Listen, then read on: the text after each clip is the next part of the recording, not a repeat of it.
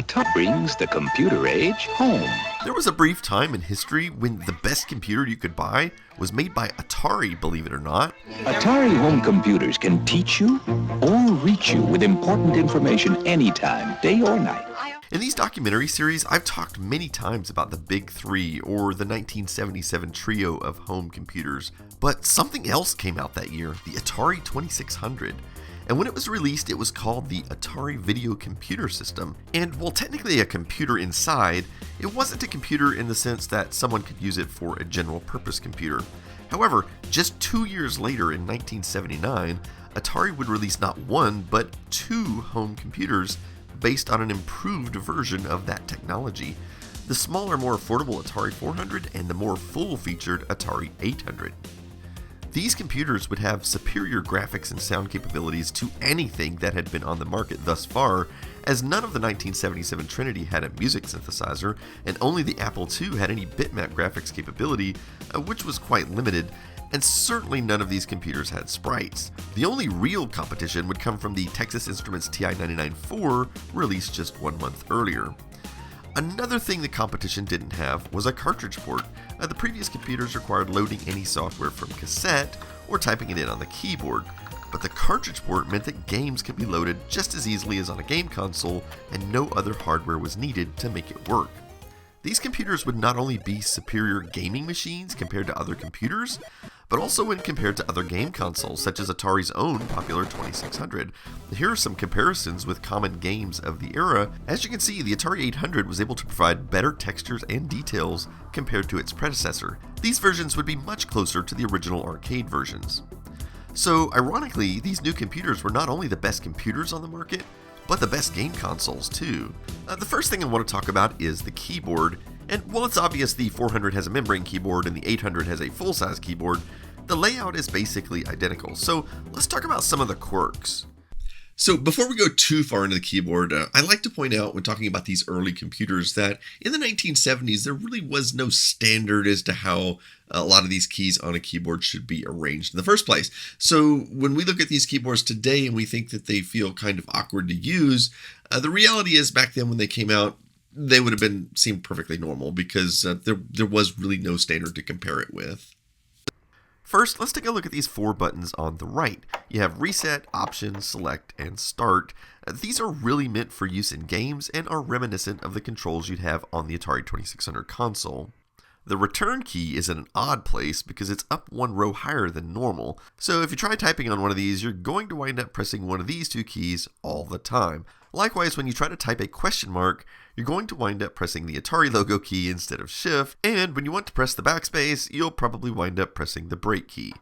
And of course, I have to mention the cursor keys, which are arranged in this finger twister square configuration, and it also requires you to hold down the control to use them.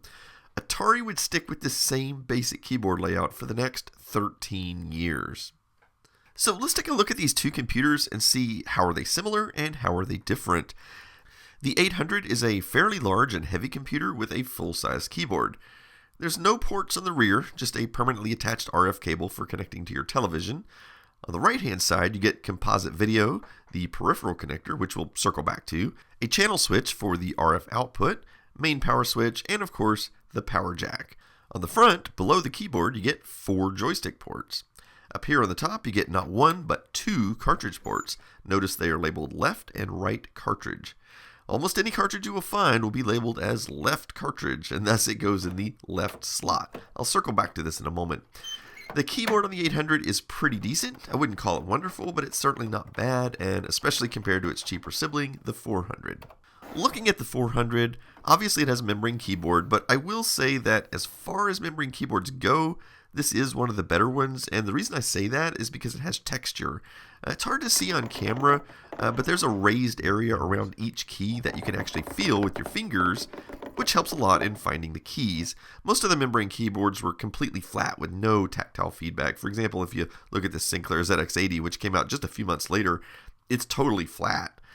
The 400 also has 4 controller ports under the keyboard, and on the side you have the peripheral port, power switch, and power port. But notice there is no composite video output, and on the rear you also get a permanently attached RF cable for your TV and a channel selector switch. So the 400 was really only ever intended to work with a television. Open this door and you'll find the cartridge port. Now, notice it is labeled left cartridge, even though it has just a single port. So the Atari 800 was the only computer in the lineup to actually have 2 cartridge slots. And I think the thinking behind the 2 cartridge slots was probably something along the lines of, hey, disk drives are not available yet, and when they do come out, they're going to be very expensive. And so one way that a user could use more complicated software would be to have 2 slots. So for example, you could have like a paint program go in the left slot, and then in the right slot, you could have, maybe a cartridge with example artwork or something like that on it that would go with the paint program. But this never really materialized, and as you can imagine, because the cheaper 400 model did not have the second slot, most software companies were hesitant to invest the money to make cartridges designed for the right slot. There were a couple of really niche cartridges that were designed over the years to fit the right slot on the Atari 800, but they're very rare, and the typical Atari user has never actually seen a cartridge designed for the right slot. And all of the subsequent Atari models that came out actually did away with the right slot. One cartridge that was quite common was BASIC. Indeed, surprise, surprise, BASIC was not initially included in ROM. So if you powered up one of these computers without any cartridge, it boots up to something called MemoPad. It's not really anything terribly useful, it just allows the user to type a single screen full of characters. There's no way to save it, and it's probably meant more to just show that the computer's working. So if you want to program anything in BASIC, then you'll need to stick the BASIC language cartridge in the computer, and then it will boot to the familiar ready prompt and you can start typing away. The 400 comes with 8K built in and is not upgradable, or at least not designed to be. The 800 on the other hand has a little hidden secret. Inside the cartridge door there are these 2 little levers, and when you move them you can remove the whole top cover. And as you can see, there is a ROM cartridge, and then in the case of this one, a 16K RAM cartridge. And there's space for 2 more. So let's take a look at one of these RAM carts. They even give you a nice little diagram showing you valid configurations ranging from just 8K all the way to 48K total. And so to upgrade this to 48K, you just insert these cartridges like so. This was very easy and elegant compared to upgrading any other computer of the era. The 400 was initially priced at $550 and the 800 was priced at $1,000. These were very competitive at the time for any computer actually, but when considering that they came with at least 8K of RAM and all of the graphics and sound hardware, there really was no competition from any of the big 3 that came out 2 years earlier. So let's take a look at the hardware. What makes an Atari, well, an Atari? Well, we start with the standard 6502 processor, which was common at the time, although it was clocked at 1.79 megahertz, which actually made it one of, if not the fastest computer a consumer could buy. And then we have these 2 chips, the Antic and CTIA. Now both of these chips are responsible for video generation, and for the purposes of this video, just imagine they're a single video chip, as I won't be getting into the details of what each one does. And last, there is the Pokey chip, which handles many things, but is best known for its sound generator, which we'll circle back to. So I want to talk about the video chipset and what its capabilities were. There were actually a lot of different text and graphics modes, and I'm not going to cover all of these, but let's start with text mode. Atari text mode was actually revolutionary in 1979. Much like other computers at the time, it could produce 40 columns with 24 rows of text. And much like Commodore, Atari had 128 characters, which included a number of little graphics glyphs that you could construct things out of. And bit 7 of each character would tell the video chip to display the character with colors inverted, giving you a pseudo 256 characters. But there are 2 things the Atari text mode could do that the competitors could not. First of all, the character set could be redefined in software, much like we did when making Petsky robots for the Atari. This could allow for different fonts or graphics characters or foreign character sets. The other thing Atari text mode could do was color, and believe it or not, these machines had a palette of 256 colors, which was not only seriously impressive for 1979, but most other 8-bit computers over the next 5 years still wouldn't be able to match that. However, color text on the Atari is very limited. You can't tell any specific character to be any color like you can on computers that came out in the 80s. You can only set the color hue of the screen, and then you can select how bright or dark you want the text and background to be. So you can get some interesting combinations. But if you've seen some Atari programs that appear to have unique colors of text on screen, you may be wondering how that's done. Welcome to something called display lists. The best way I can describe this, if you've seen my videos on Commodore graphics and how raster interrupts are used to change certain screen or border colors on a given raster line, well, the Atari can do this too, and much easier.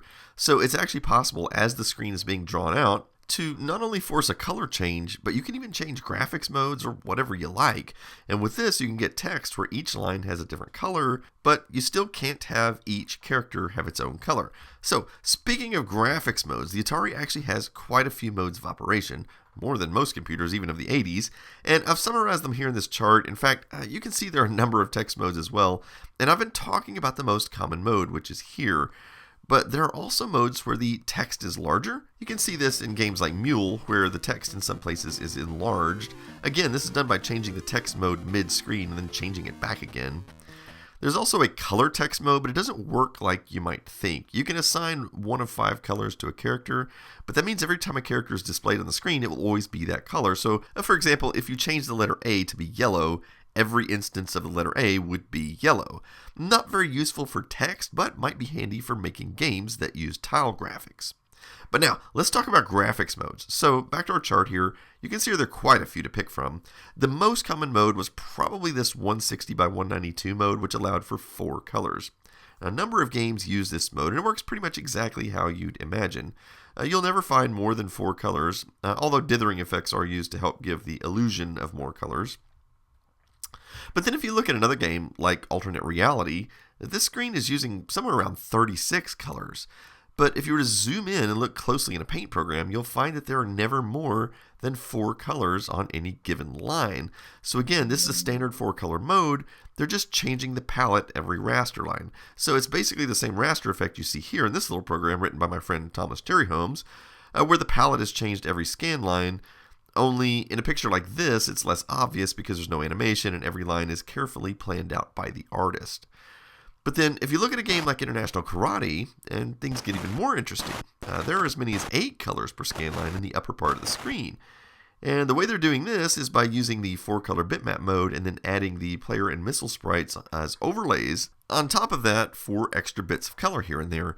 And we'll circle back to how the sprites work shortly. But next I want to talk about this high resolution mode, 320 by 192 with 2 colors. This mode wasn't used a whole lot. And one of the problems with it is that in this mode, the Atari will produce artifact colors very similar to how the Apple II does. So let's take a look at Ultima 4 when played on an emulator. It appears to be monochrome. But as you can see, when I connect up my Atari 800 to a composite video display, the game is magically in color. There are a few reasons why this mode isn't used much. For one, there's not a lot of advantage over using the regular 4-color mode at half the resolution. On a color monitor, the effective resolution is still 160 pixels across. Only with artifact colors, you're stuck with 4 specific colors, and you can't use the palette of 256 colors to choose from. The other problem is that later Atari models, as you can see here, create different artifact colors than the original 800, so running Ultima 4 on the later model has all the wrong colors. And PAL systems would look even different still. Panther is another game that uses artifact colors, and as you can see, the bottom part of the screen is monochrome in the emulator, but on the real thing, that area has color. Okay, now let's talk about Atari sprites. These are a bit challenging to explain. There are 8 sprites, but they don't work anything like any other system. Normally you'd think of a sprite as being an independent little square or rectangle that you could draw graphics in and move around on the screen. But Atari sprites actually span the entire vertical height of the screen. The only movement you can do is horizontal using a sprite register. So if you have a little character you draw in part of the sprite, and then you need to move that character up and down, you actually have to move the pixel information around in RAM. The sprites are also somewhat low resolution, where each pixel of the sprite is equivalent to 2 pixels in the high-res graphics mode, and they're monochrome only, so you set the main color of the sprite and that's it.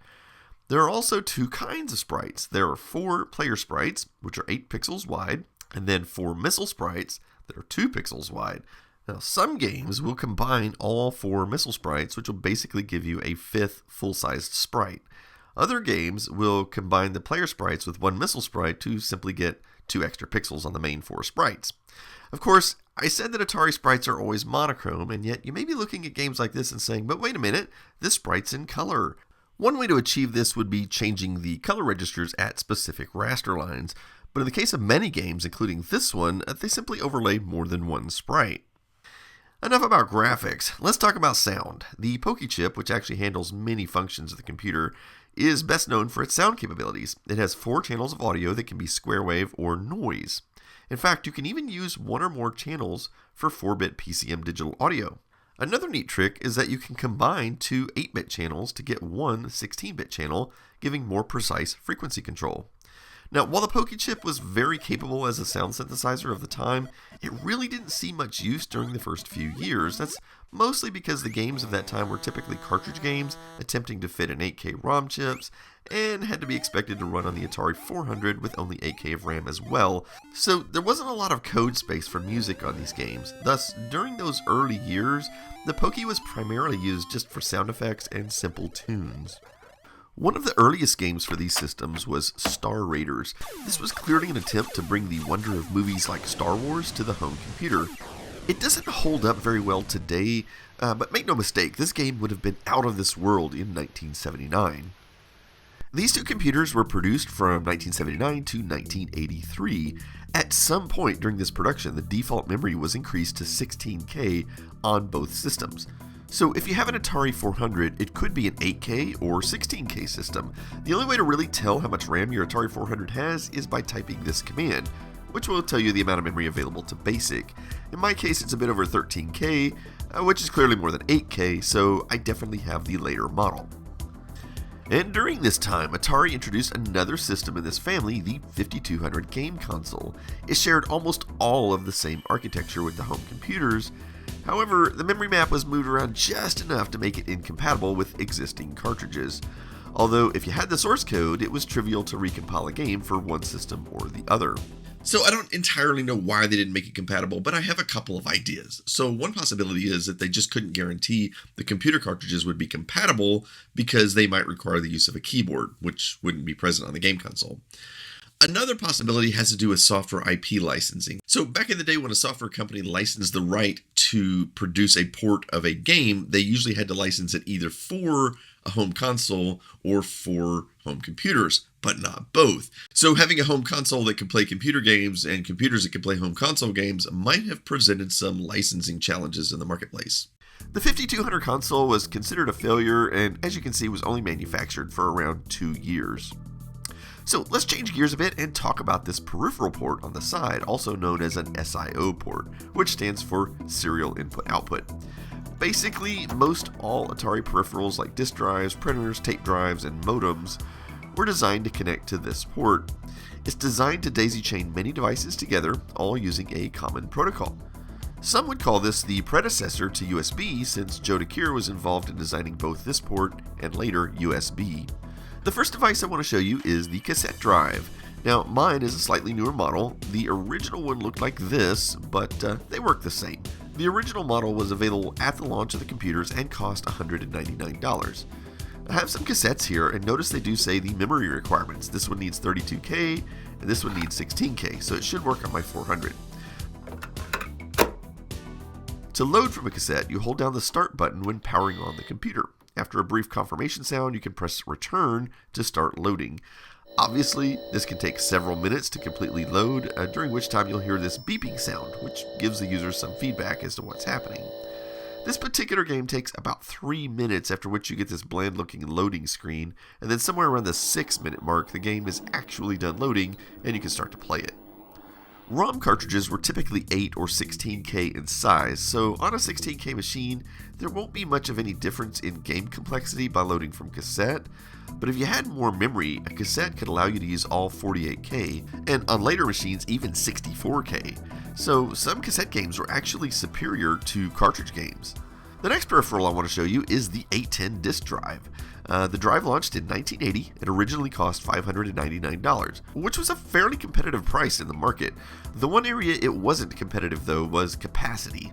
Just looking at similar drives of the era, the Atari drive came in only at 90K per side, which is about half of some of the competitors. The drive connects exactly like the cassette drive with the same cable and pass-through connector. The one weird thing about this drive is how large the opening is on the front. I mean, you can stick your whole hand in there. It looks like a big cartridge would go in there, but if you look closely, you can see there are guides on each side to help force the disc into the center when you insert it. As for how to load a game, it's really simple. Just insert the disc and power on the computer. No need to hold down any keys or type any commands. You'll hear the same beeping sound as the cassette drive, indicating that the software is loading.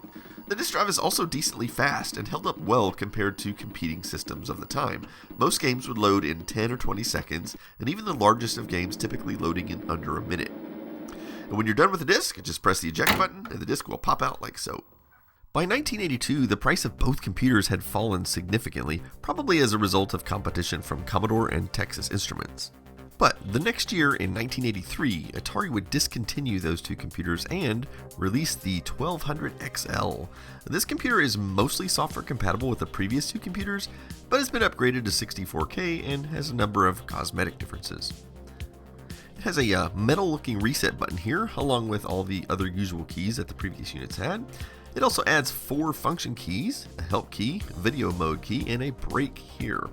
The cartridge port is on the left side by the power switch, and there are only 2 joystick ports now, and they are nicely angled towards the front like so. On the rear, you get the usual peripheral port, RF output, composite video, channel select, and power input. And there's nothing at all on the right side of the computer. Now, when powering up the 1200 XL without a cartridge, you no longer get the memo pad, rather this very colorful Atari logo. But one actual useful thing you can do now is press help and get a built-in diagnostics that will let you test things like the RAM, the sound chip, and the keyboard. Along with the 1200 XL, Atari designed a matching cassette unit, the 1010, which you've already seen, and also upgraded the disk drive to the 1050. Not only was it smaller and more conventional looking, it was also double density, so it could store twice as much as the old drive, but was still backwards compatible with the single density disks. The 1200 XL wasn't on the market for long. In fact, it was literally just a few months. There were a number of issues that I won't get into here, but one issue was certainly the price. It just wasn't competitive with the Commodore 64 at $899. Worse yet, the price of the 800 had fallen so much that many Atari fans were opting to buy the remaining stock of those for almost half the price. However, things would change very quickly. Almost as soon as the 1200 XL went out of production, Atari brought out 2 new systems, the Atari 600 and 800 XL. You can see these follow the same design language introduced with the 1200 XL, but are much smaller and cheaper. The 600 XL was the low-end machine, starting at just $199. You might say this is the successor to the Atari 400 and meant to compete with Commodore's low-cost VIC-20. Unlike its predecessor, the 600 XL had a pretty decent keyboard. It only had 16K of RAM, which tended to limit the user mostly to cartridge games and a few cassette games. Typically, most games that came on disc would require 48K or more. One new feature, though, was it did come with BASIC built into ROM, so when you turn it on, it boots directly to BASIC. Having a closer look at the 600 XL, it has 2 joystick ports on the side. On the rear, you get all the usual ports, but there is no composite video, only RF output for your television. But one new port is the parallel bus, which I'll remove the cover so you can have a look. This was also referred to as PBI, or Parallel Bus Interface. This gives access to the entire system bus, and one of the many things it could be used for was the 1064 RAM expander, which would bump the system up to 64K. There were also third-party products that did the same thing. At the time it was launched, you could buy an Atari 2600 or a VIC-20 for about $100, so it did cost double either one of those, but it was also vastly superior to either one of those machines in nearly every way, and it had a fairly decent game library from the start. And here's some examples of some of the better games that would run on 16K.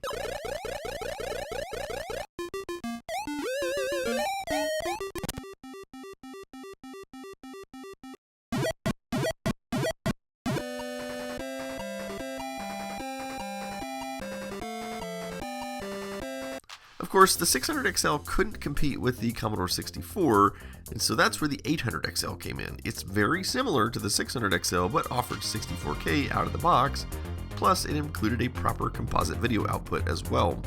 The initial selling price was $299, which was cost competitive with the Commodore 64. Having BASIC and ROM was certainly convenient, but it did cause conflicts with some older software, and if you hold down the Option key at power up, it will disable the BASIC ROM.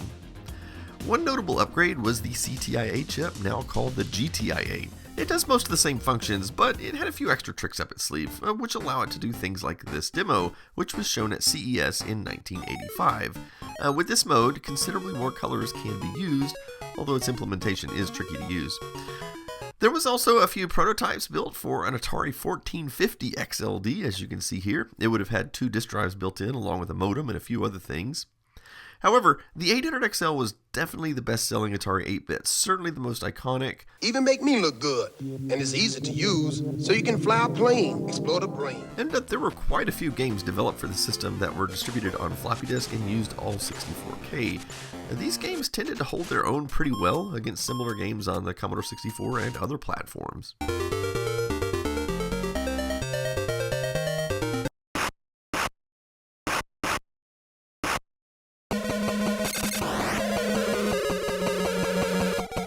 Unfortunately, there were a lot of games on the system that just didn't get made, or if they did get made, they were of poor quality because they chose to target the 16K machines or the single density disk drive.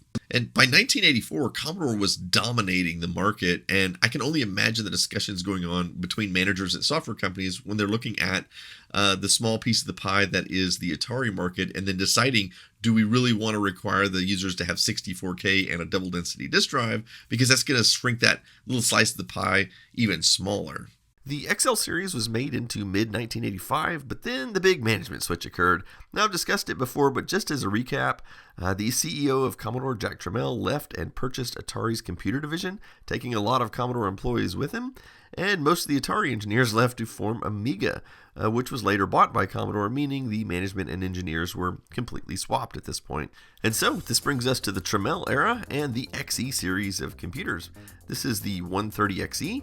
It's no coincidence that the design language was based on their new flagship 16-bit computer, the Atari ST. In fact, the 130XE looks like a baby version of the ST. And while most people find it aesthetically appealing, the keyboard is extremely squishy and not very good to type on. It has most of the same ports as the 800XL, but one thing that is different is the cartridge port. It has been moved to the rear, and the parallel bus is gone. However, notice that when I insert a cartridge, there is a spare section left over, and if you combine the cartridge port with these extra pins on the right, that basically gives the same functionality as the previous bus port, although it's no longer physically compatible due to the change in shape. Now, this was done as a cost-saving measure, especially when you consider cartridge games were going out of style on this platform in favor of disc-based games, so why have a separate cartridge port on top? Along with the XE, Atari introduced new matching joysticks, a light gun similar to what the Nintendo and Sega had already been using, and a matching cassette drive called the XC12 program recorder. There was no new matching disk drive, however, the new system was still backwards compatible with any SIO device from the past. However, a few years later, they did finally bring out a matching disk drive called the XF551, which was also double-sided and thus had 360K capacity. The 130XE does have one significant upgrade, memory. It shipped with 128K. However, not much in terms of software ever took advantage of that. And it didn't help that Atari also sold alongside another computer called the 65XE, which only shipped with 64K. At a glance, both systems look identical, and in Europe, they also sold a version called the 800XE, which was basically the same as the 65XE with a different badge. The last system in the 8-bit lineup would be the XEGS, which was released in 1987. XEGS stands for XE Game System. Is it a game console? Yes. Is it a computer? Yes.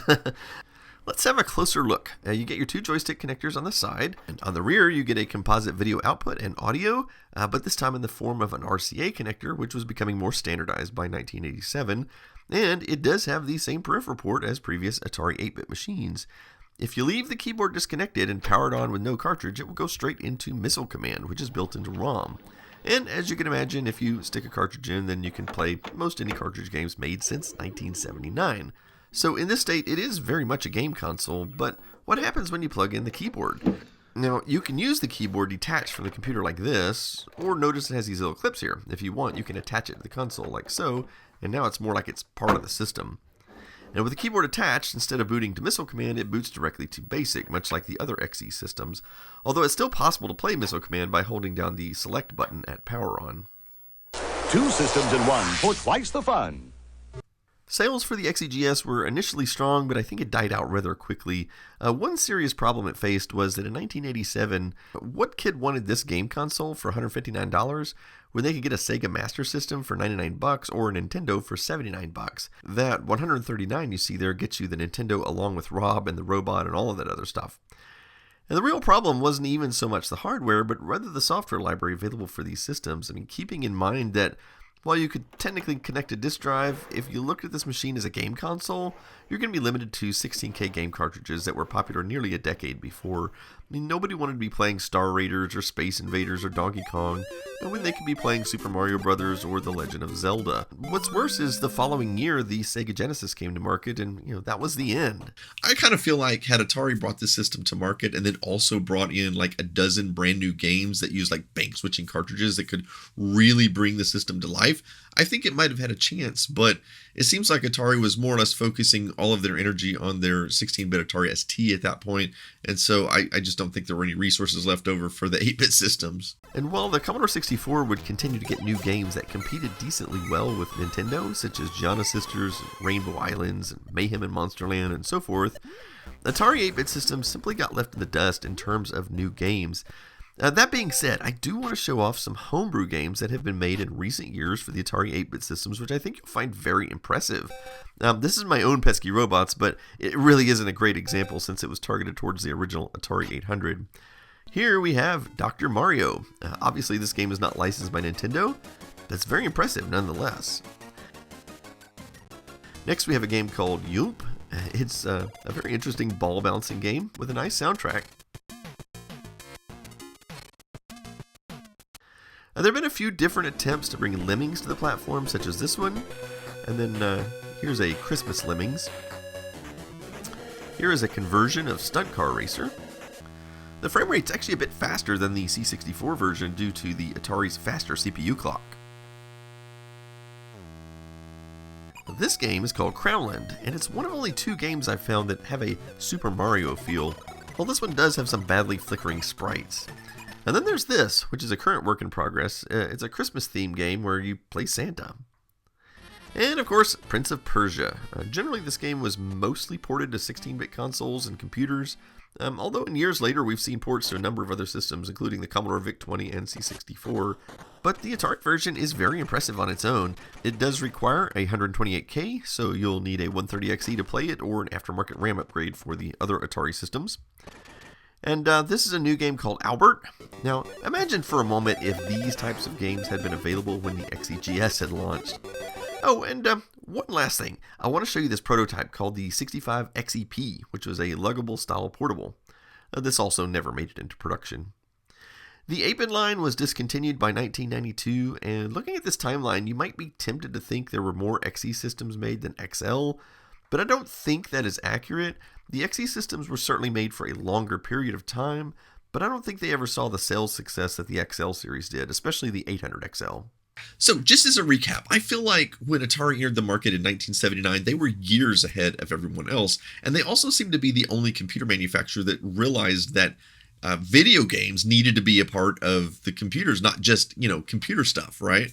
Unfortunately, they fell behind after a few years and they just never really caught back up. My personal opinion as to why that is because the Commodore 64, every machine shipped with 64K, and in the Atari software market, it was split between trying to support those 16K or 64K machines, and so a lot of companies would target the lowest common denominator. But anyway, that is it for this episode. So as always, thanks for watching.